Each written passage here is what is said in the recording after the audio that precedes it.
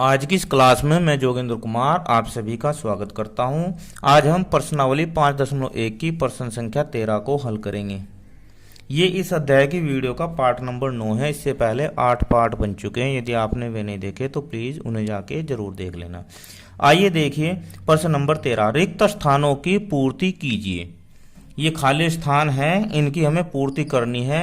इस अध्याय में हमने रेखाओं के बारे में, कोणों के बारे में काफ़ी चर्चा कर चुके हैं। पूरक कोण, समपूरक कोण, शीर्षाभिमुख कोण, आसन कोण और रेखिक युग्म आदि के बारे में विस्तार से चर्चा हो गई है। अगर आपने वे वीडियो नहीं देखी तो आप उन्हें ज़रूर देख लेना। उन्हीं के आधार पर इन खाली स्थानों की हम पूर्ति करेंगे। अब देखिए फर्स्ट, यदि दो कोण पूरक हैं तो उनके मापों का योग कितना होगा। देखिए हमने आपको बताया था जब दो कोणों को मापते हैं और उनकी मापों का योग करते हैं, यदि आता है 90 अंश तो वे कोण पूरक कहलाते हैं। तो अब उसने कहा कि दो कोण पूरक हैं तो इसका मतलब इन कोणों का जो योग है वो कितना होगा, 90 अंश होगा।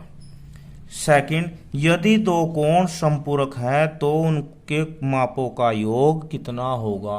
हमने आपको बताया था समपूरक कोणों के मापों का योग 180 अंश होता है। कितना होता है, 180 अंश होता है। इसके बाद थर्ड, रेखिक युग्म बनाने वाले दो कोण, रेखिक युग्म बनाने वाले दो कोण। अब देखिए रेखिक युग्म होता क्या है, जैसे ये एक लाइन है, ये इस पे कोण बन गए, इन्हें तो बोलते हैं आसन कोण। और इन दोनों को आसन कोण होते हैं। और रेखिक युग्म क्या होता है कि यदि दो कोण आसन कोण हैं और उनके जो रेखाएं हैं, उभयनिष्ठ रेखा से दूसरी रेखाएं हैं जो भुजाएं हैं उनकी, वे एक दूसरे के विपरीत होती हैं। आसन कोण में और रेखिक युग्म में सिर्फ यही अंतर होता है कि ये जो रेखाएं एक दूसरे की विपरीत होती हैं और रेखिक युग्म के जो कोण होते हैं उनका योग 180 अंश होता है।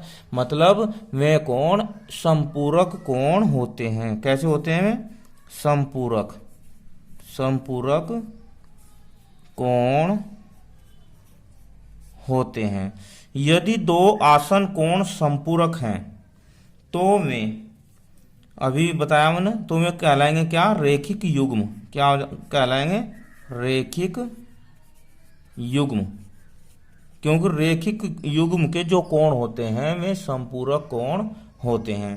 यदि दो रेखाएं एक दूसरे को एक बिंदु पर प्रतिच्छेद करती हैं, कैसे करती हैं, ऐसे दो रेखाएं एक दूसरे को प्रतिच्छेद करती हैं तो शीर्षाभिमुख कोण हमेशा, अब शीर्षाभिमुख कोण, जैसे ये दो रेखाएं हैं, इन्होंने एक दूसरे को प्रतिच्छेद किया तो यहां पर 4 कोण बन गए। कितने कोण बने, कोण नंबर 1 2 3 4। देखो एक ये बन गया, एक ये, एक ये, एक ये।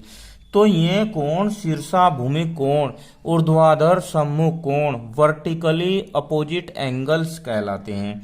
तो इनमें क्या होता है कि कोण 1 कोण 3 के बराबर होता है, कोण 2 कोण 4 के बराबर होता है। तो इसमें हम लिखेंगे, क्या लिखेंगे बताओ, हमेशा बराबर होते हैं या समान होते हैं। ठीक है।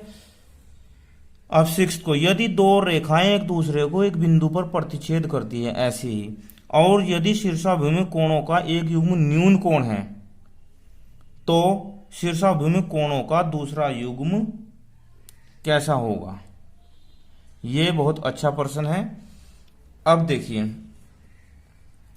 अगर हम ऐसे करते हैं, ये रेखाएं ऐसे क्रॉस करते हैं तो आप देख रहे होंगे कि ये दो कोण जो न्यून कोण बन गए, 90 अंश से छोटे बन गए ये दोनों कोण।